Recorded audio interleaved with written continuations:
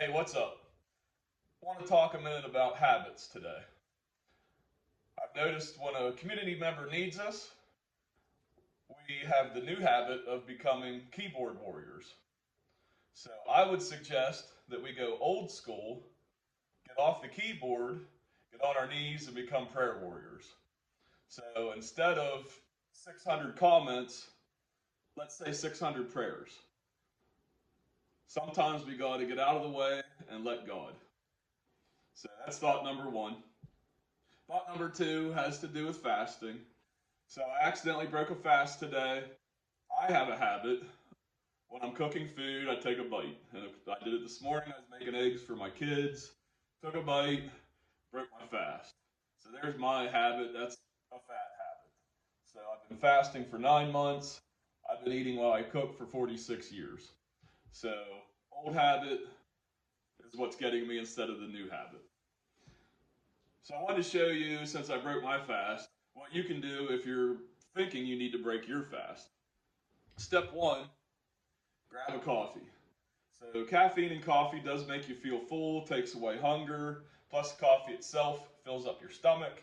So coffee, tea, something with some caffeine. Of course, you can't put sugar or anything in it, but black coffee, black or plain tea, and that'll help you. And generally, that takes away my hunger pains. I'll put some salt in it, that way I get electrolytes and caffeine, because sometimes hunger pains are actually your body needing salt. But that's step one. That's the first go-to. The key there is just don't wait too long. So when you're feeling hungry, pop the coffee on, get that going, drink a pot, drink a cup, whatever you need, and that'll generally do it. Where you run into trouble is whenever you wait too long. Now you've been hungry for 2 hours, you skip the coffee and go to a sandwich or something. So and then that ruins it. The other option that you have would be to have a vegetable.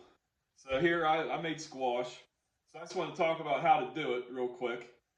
Squash has lectins just like all the other vegetables. Squash has a good bit.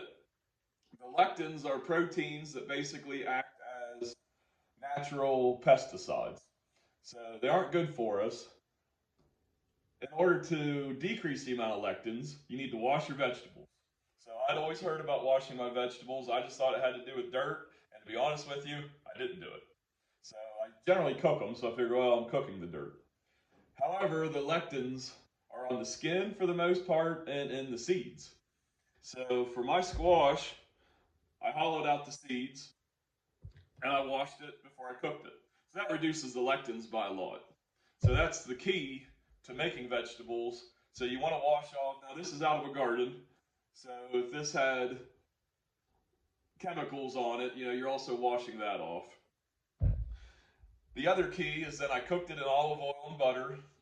So you can break a fast but continue ketosis and autophagy as long as you keep carbs really, really low, as close to zero as possible, and proteins really low.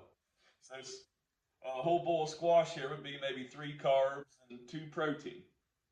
So that's not going to kill ketosis, that's not going to kill autophagy, and the hunger pains will go away, and you can either go right back into a fast or you can stay in ketosis and then go into a fast again whenever you're planning to.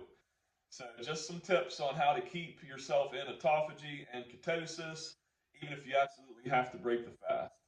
So hope this helps, and happy praying.